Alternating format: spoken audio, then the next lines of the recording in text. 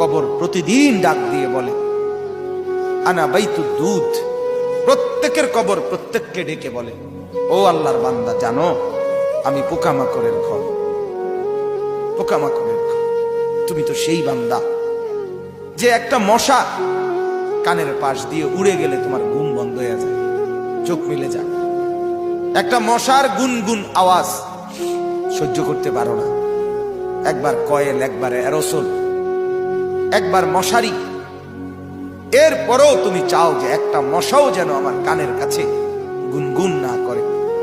তো 5 ঘন্টার ঘুমের জন্য, 6 ঘন্টার ঘুমের জন্য বান্দা এই যত্ন নিলা, অনন্তকাল কিংবা বছরের পর বছর কবরের যে ঘুম দিবা, পড়ে থাকবা সেই ঘরে, পোকা মাকড়ের ঘর, সেই ঘরে তুমি ঘুমাইবা কেমনে, থাকবা? আমার বাপ